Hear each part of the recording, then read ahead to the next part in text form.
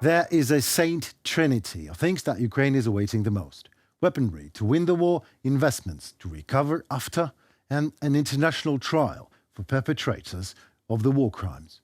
Good afternoon, this is Henry Keane on our weekly wrap-up on UATV's state channel, bringing the hard truth in easy terms for the whole free world directly from Ukraine. The first and foremost expected thing in Ukraine is weaponry, of course. That is what 11th Ramstein is all about. Ramstein Forward Summit unites more than 50 countries worldwide and was launched with the aim of collective support for Ukraine in order to satisfy the defense needs of the Ukrainian army in conditions of resisting the full-scale Russian invasion. Now, I'm grateful to my good friend, Alexei Reznikov, for joining us at Ramstein. And he once again gave us all a first-hand account of the battlefield dynamics, highlighting Ukraine's most urgent needs in the critical months ahead. We also heard from my colleagues in U.S. European Command about the progress on building Ukraine's combat power as Ukraine prepares to push back the lines of Russian invaders. The Netherlands and Denmark announced the delivery of 14 German-made Leopard tanks, in addition to the previously announced 100 Leopard 1 version. It is a serious firepower, even so if it can be delivered only at the beginning of 2024. Also, United States announced the $325 million United States dollars worth aid package, which includes ammunition for HIMARS artillery systems and artillery shells. According to the Pentagon, participants of the summit will also coordinate further deliveries of means necessary to protect against the ongoing aggression of the Russian Federation. During the Ramstein, we're discussing the main needs, main priorities. If we have chance to communicate on bilateral platform, we can do it with our partners directly. And certainly, we repeated our demands of the fighter jets as a part of air defense systems. And I'm sure that we will have modern NATO standard G++, 4th generation plus fighter jet as a part of air defense systems. But right now, the main needs, we are talking about the land-air interceptors or ground-landed air defense systems. And certainly we discussed fighter jets as a next stage, because we need to spend time for training courses for the pilots, for the engineers, mechanics, etc., and it will take time. And I'm sure that it's the last point of my Santa wish list, and I think it will be done. You know, sometimes it seems to me very much that whatever Putin's initial plans for this outrageous, criminal, unprovoked, genocidal and suicidal, just by the way, war, where he achieved them all with the maximum possible opposite effect. That is, Ukraine will be in NATO. Ukraine will be in the European Union. Ukraine is already receiving all of that weaponry and will have more. What's next, Comrade Putin? Shouldn't you be more careful with your wishes, because when they come true, they somehow always add up in favor of Ukraine's glory? 421 days ago, Putin thought he could overthrow the Ukrainian government, thought he could fracture NATO as he launched an unprovoked war of aggression with hundreds of thousands of Russian forces crossing the border on multiple avenues of approach. He was wrong. Ukraine's spirit remains unbroken. There are now 31 members of NATO, and NATO is even stronger and united in the face of Russia's aggression and its attack on the rules-based order. The United States and the members of this contact group remain committed to supporting Ukraine as it fights for freedom against Russia's illegal and unprovoked invasion. To date, the United States has committed more than $35 billion in military assistance, including over 2 million tank and artillery rounds, tens of thousands of anti-armor weapon systems, air defense systems, and other forms of munitions, hundreds of tanks and armored vehicles, precision aerial munitions, and counter-UAS capabilities. It was exactly 1 year ago when the first meeting of defense ministers of allied countries took place. As we have mentioned before, it is important that today's meeting will be held face-to-face, which means that in addition to official negotiations, there will be also backroom conversations. Who could ever deny that most interesting, important and heated discussions usually take place in the back rooms and during those coffee breaks in between official sessions and statements? Maybe the results of this discussion could cheer our Foreign Minister Dmytro Kuleba up, because he seems to be a bit frustrated, slamming the EU on Thursday for failing to implement its own decision to jointly purchase ammunition for Ukraine as the bloc's member spat over how to enact the plans. The inability of the EU to implement its own decision on the joint procurement of ammunition for Ukraine is frustrating. This is a test of whether the EU has strategic autonomy in making new crucial security decisions. For Ukraine, the cost of inaction is measured in human lives. Dmytro Kuleba, Minister of Foreign Affairs of Ukraine, on Twitter. As Politica puts it, Kuleba treats this as a test of the EU's ability to make crucial new security decisions and whether the bloc truly has strategic autonomy, echoing the favourite term used by French President Emmanuel Macron when he recently stirred up controversy by saying Europe must not become America's followers. The main point of the contention is the ammunition purchase talks revolves around money. Yes, how much to restrict the money to EU manufacturers and whether to include companies in place like the US and UK. You see, the hard thing in easy terms is that Europe remains what it always was, a hard brick house, as per Bernard Shaw. Wealthy, educated, abundant, safe and sometimes absolutely complacent place, turning a blind eye onto a direct threat. It was exactly the same case during World War I and World War II and as it is now. While some senior European officials are deciding whether it is European or American pie to share, we in Ukraine are fighting the actual war. And, thank God of war, NATO sees that and acts accordingly. Reinforcing NATO's eastern flank is paramount right now. And the United States has done a lot to do that. We already had permanently based forces here in Europe. But since the war in Ukraine, we've also brought to bear a lot of rotational forces that have come in. And having that permanent and also rotational set of forces has allowed us to do a number of things. One, it's allowed us to integrate further with the NATO alliance, hone our interoperability in various exercises. It's also allowed us to train the Ukrainians. A lot of the trainers that are currently in Europe right now, training the Ukrainians, come from those permanently and rotationally based U.S. troops. And were it not for their presence here, we wouldn't have been able to train and prepare the Ukrainians for the upcoming offensive as quickly as we have. It is our resilience, our strength and ingenuity, our high morale, and it is really easy to understand the source of all of it. It comes from our land, our homes, our families, our future. We want to live in our own way, not Russian way. And as so, we simply have no other choice but to fight. Fight for it. Fight for our very lives. We've come to learn that the Ukrainians are an indomitable force. They are brave, they fight with will, they fight with vast capability that again and again they have proved the world that they are capable of a great deal. And we expect to see the same in the upcoming counteroffensive. You know, this is to help drive the Russians out of Ukraine. Remember, now the Russians invaded Ukraine. This is the Ukrainians fighting for their home country. This is a Russian occupying land that is not theirs. And so we look forward to seeing what the Ukrainians are going to do in the coming months. Now, what's to that counteroffensive?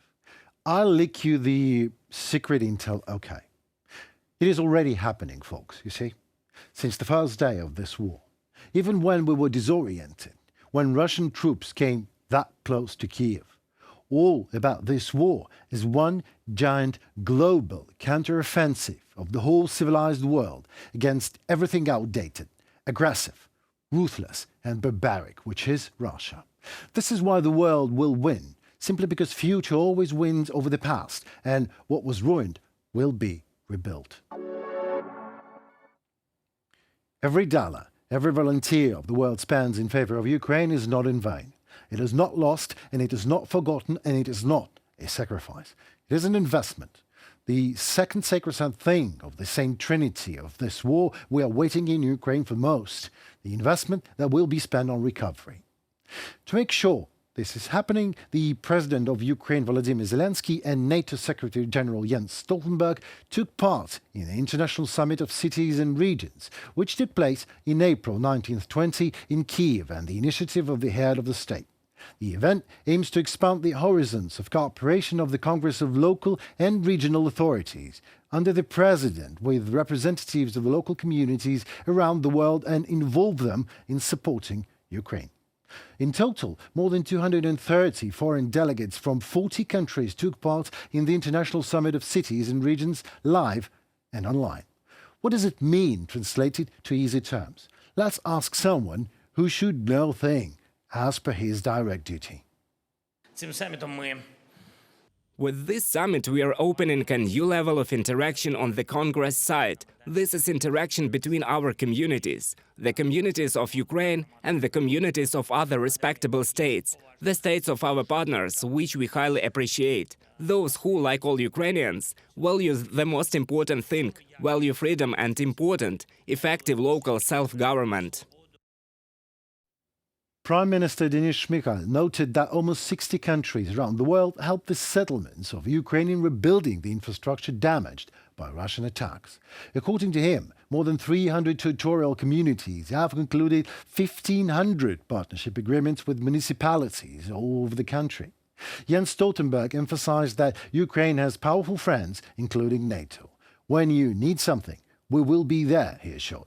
Well, beautiful words. And yes, we do need something, sir. We're not just wanting it, no, we demand it. Because my fellow colleagues, journalists from the UATV team, left for war to never come back. The thing is, Ukraine has already paid NATO entrance fee all right, and not only with $300 billion of destruction caused by the new Russian version of fascism, Russism, but also with our blood, our lives, our destinies, the destroyed country, the restoration of which the world is discussing today during the Kyiv summit. At NATO, we're also focused on Ukraine's post-war needs. Most important of all, you need to know that Russia will not wage war against you again. Building on our existing support, NATO is now working on a multi-year support initiative for Ukraine. It will help you to transition from Soviet-era equipment and doctrine to NATO equipment and doctrine. It will ensure full interoperability with the NATO alliance. And it will move Ukraine closer to its rightful place in the Euro-Atlantic family. Ukraine's future is in NATO. Prime Minister Denis Shmyhal noted that almost 60 countries around the world helped the settlements of Ukraine in rebuilding the infrastructure damaged by Russian attacks. According to him, more than 300 territorial communities have concluded 1,500 partnership agreements with municipalities of other countries. Jens Stoltenberg emphasized that Ukraine has powerful friends, including NATO. When you need something, we will be there, he assured. Beautiful words indeed, and yes, we do need something, sir. We're not just wanting it, no. We demand it, because my fellow colleagues, journalists from the UATV team, left for war to never come back.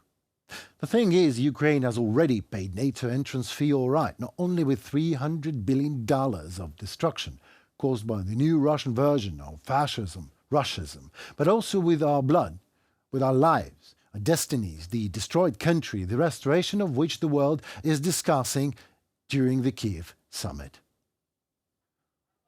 Well, let us all hope that Ukraine will survive until that one fine day when NATO accepts us and the EU fulfills its own obligations. And if you ever ask yourself a question why we need to be in NATO, here it is the one perfect reason. Росія, зробивши роботу над помилками, So that Russia, having completed its work on mistakes, does not try to resort to new acts of aggression. Ukraine must become a strong outpost of Europe an exemplary personification of strength and modernity, a sponsor of regional and pan-European security. It must turn into a real security hub. The war is costly in all senses. The world is helping, but how is the cash flow distributed in Ukraine anyway? The Office of the President will ensure the coordination of international aid directly at the levels of the regions, which corresponds to the principle of the decentralization, said Alexei Kuleba. More in the matter, not only the Office of the President of Ukraine is watching for the proper use of the money coming in. The United States intelligence also does. According to the Pentagon leaks, official information, they have no intel on misuse of funds allocated by the United States for military support to Ukraine. Yet. But I very much believe it will stay the case. Do you know why I do believe? Call me naive, but because the people of Ukraine exist. The nation, we, the people of Ukraine. Because it was the Ukrainian people who led the government at the beginning of the war, not otherwise. And it is the people who will lead the state to victory.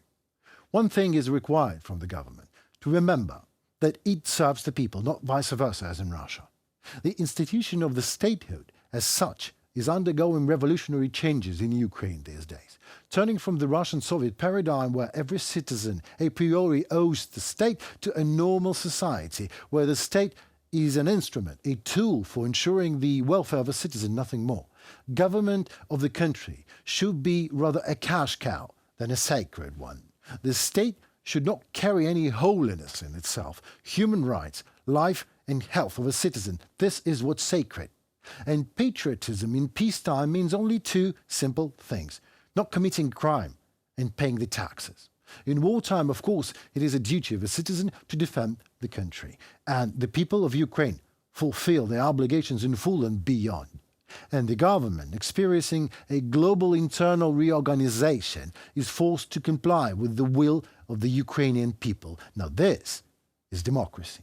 Yes, Winston Churchill was right when saying that democracy is the worst form of government except for all the others. However, if you were ever looking for the worst, best democracy example in action during the wartime, turn your attention to Ukraine. We often say that children are our future, but what have we done to secure it? We talk a lot, but we don't do much, do we? It always was and is now the shameful, unfortunate case for us as a human king. Our children are the most vulnerable and unprotected part of our society. Today, Ukrainian children pay the unimaginable price of this war, are subjected to Russian genocide, abduction and murderings. A Ukraine parliament member, chairman of the PASI Committee for Culture, Science, Education and Media, Yevgenia Kravchuk, is on our studio today to answer our questions. Good afternoon, Yevgenia. Good afternoon. Thank you for inviting me. Well, yeah, thanks for finding time and joining us. A couple of questions. And the first question. According to the Office of the Prosecutor General, 470 children died and 948 were injured at different levels of severity. The Russian army speaks openly about the killings of children. I mean, I shot 5-year-old girl in the head, brags the PMC Wagner mercenary, admitting that openly. How many more crimes will be revealed when Ukraine liberates the temporary occupied territories is impossible to tell now. I'm not asking this question, of course. However, what do you think can be done now so that the world won't be able to close its eyes to these horrific events later on? Well, it's really difficult to close eyes with all this information available and all these pictures and videos. Just remember the pictures of Easter night when two young adults, 17 and 18 years old, teenagers basically, were killed by shellings in Zaporizhia region. And in the south, and also in Slavyansk, just a 2-year-old child was killed by the shelling of the residential apartment building. So it's very sad, but this number of killed and injured children by the aggression of Russian Federation to Ukraine rises. The numbers rises every day. And it's probably the most horrific statistics of this war of aggression. We see that the topic of abduction of children, of violence against children, killings, and injuring them, actually they are in the focus of international organization, but not all international organizations do something. For example, we don't see anything from the Red Cross, trying to bring back abducted Ukrainian children that were taken from temporary occupied territories to the territory of Russia. We are thankful that ICC, the International Criminal Court, issued a warrant arrest for Putin and Maria Lvova Belova for abduction of Ukrainian children. It's understandable that children's rights are by all the conventions, by Geneva Conventions, are the highest priority. Yeah, I'm absolutely agree with that, but I think you will also agree that the world can forget just about anything. Just take a look at this war, what is happening now. The world can easily forget the World War I, the World War II, and it's about to start the World War III. So if, nevertheless, this topic is hushed up, and it's possible, because no one knows really how to treat it, even what to do with this inhumane horror, and how to treat it if, God forbid, the international community turns a blind eye to this, then what do we do as a country? We have the only way. We cannot stop talking about it, and we have to ensure that our army wins, because the relief for children, adults, for men and women on the temporary occupied territories can come only with the liberation of these lands and with our Ukrainian army coming and kicking out Russian occupiers from these territories. And of course, turn a blind eye. It's very, I would say, unhealthy reaction to such inhuman things that Russian soldiers and especially Wagner Group are doing on Ukrainian territories. And of course, we as parliamentarians are speaking with our colleagues in other national parliaments, in international organizations, and this topic will be in the scope. Polish Senate just passed a resolution about the abduction of Ukrainian children. French Senate did it a few weeks ago. We're going to have the debates in European Parliament this Wednesday and possible resolution coming afterwards. We'll have the debates and resolutions in Parliamentary Assembly of Council of Europe.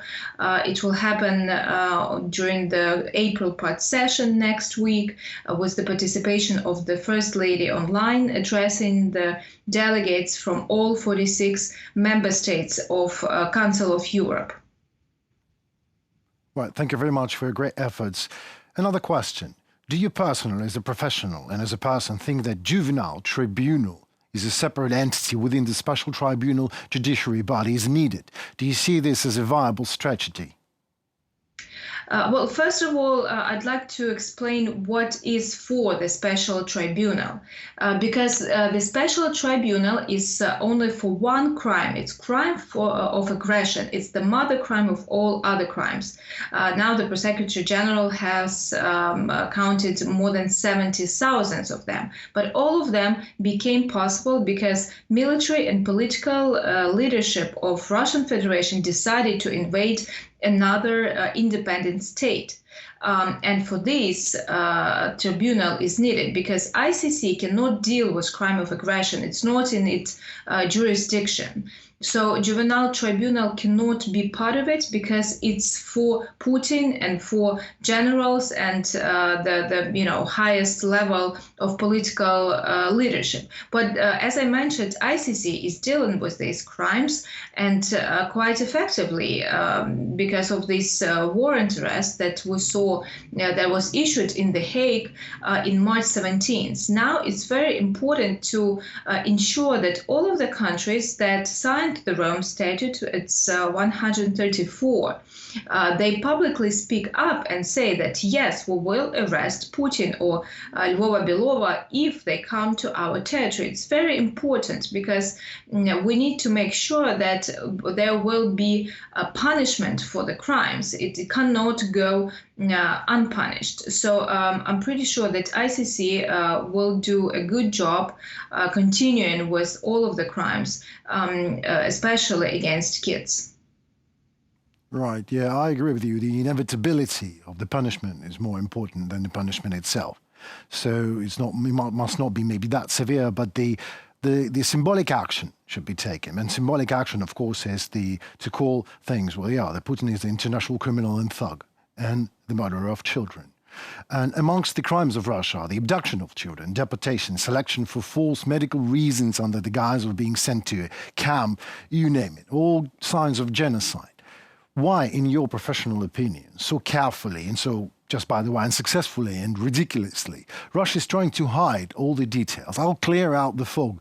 What if, anyhow, in some incredible way, Russia, say, managed to hide this crime from the world community? What is its purpose, anyway? Why do they need our children, for God's sake? Well, it's clearly that they cannot hide all of the signs because a lot of these kids are old enough to speak out, and we already have the testimonies of a boy from Mariupol coming from deportation, basically, and he speaks out what happened to him, and they also are stupid enough to film themselves and actually they give the evidence to all of the, the criminal court and all the prosecutors because they are proud of what they do.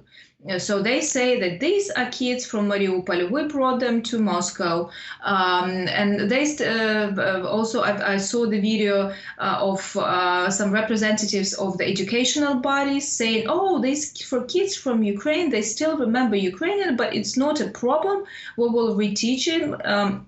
And they will forget their own language because they need to speak Russian. It's another part of the crime. It's trying to erase the national identity, trying to forbid to speak Ukrainian, to learn to study in Ukrainian language. And actually, I'm working in Parliamentary Assembly of Council of Europe on the resolution on the targeting of cultural identity during conflicts, during wars. And a huge part of it will be, of course, dedicated to the case of a war of aggression of Russia to Ukraine. And also we are collecting some evidence from teachers that lived for some time on the temporary occupied territories, how they were treated, especially teachers that taught Ukrainian language, Ukrainian literature, and Ukrainian history.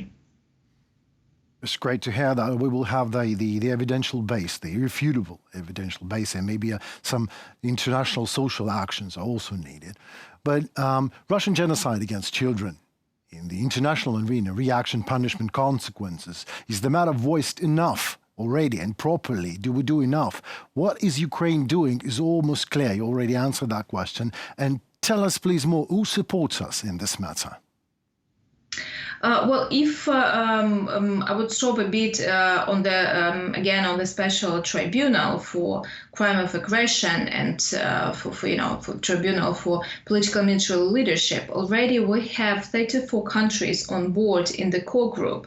They meet every 1.5 or 2 months, and with every month there are more and more countries on board. And now it's not the question about should it be established. It's just the question in what form. We have a few, I would say 3 variants on the table from the treaty signed by the countries to the possibility to organize it by the General Assembly of United Nations to pass the resolution and then address the United Nations General Secretary to establish such tribunal, or to have the hybrid one together Ukrainian prosecutors and judges and foreign prosecutors and judges. So we're looking on the best way and the best possible solution to have more countries on board. And of course, as I said, the huge role is for parliamentarians, because they speak up, they have debates, they have resolutions, they tell their people in their countries that these crimes cannot go unpunished, and that's why all the civilized world has to support Ukraine in its fight for independence and for liberation of the territories. Because once we go to occupied territories, deoccupy them, we can bring humanitarian aid, we can bring justice to these territories, and we can make our children smile again. I'm absolutely sure, Evgenia, that all of the Ukraine, and me just as well, agree with you from the bottom of our hearts. Thank you very much for finding time for us and for your efforts. And Thank you for your inviting. My pleasure. Thank you very much. And now, time for MORE, Minute of Righteous Evil. As promised, dear users of Life and YouTube, I picked up the questions that got my attention. The first question belongs to the user Matt Leach Music. Matt Leach Music is asking the question many are asking themselves these days: why is Hungary balking, opposing all of the EU decisions and looking really, really pro-Russian whatsoever? Well, ain't that obvious? Hungary balking because it is in Balkans in the first place, in the second place. And a bit more serious, Hungary is still the Soviet Union, you see. Comrade Orban dreams of shaking hands with Comrade Putin, and then together they go to shake hands with Comrade Lenin. Then I don't know what then. Maybe the two guys are planning to produce the ugliest Russian Soviet Hungarian cars in the world. You know, those made to cause your intervertebral discs to fall out after half years of driving. You see, Hungary is a very, very practical country. At least that's what Orban wants it to look like, which is quite a task when you're keen to buy cheap Russian oil at the cost of Ukrainian blood. 16,000 kidnapped and almost 500 killed children. Thing is, dear Matt, that the country is called the Kingdom of Hungary. But all that today is left of kingdom in it is a couple of Orbans, a position of conciliation with Putin, and a major economic clusterfuck if they continue to Orbanate. In easy terms, money. A lot of money. Hell of a lot of money. As much money as crazy Russian tyrant is ready to pay for the services of conciliation with at least somewhat European-looking country, while his own country is abandoned by the rest of the civilized world. So here comes the hard truth in easy terms. Hungary is balking because it is not civilized enough yet. But no worries, the world has Ukraine. That is all for today, folks, and this week it was Henry Keane, and it looks like the feedback is working well. Like us and comment. Ask your question in comments below about Ukraine.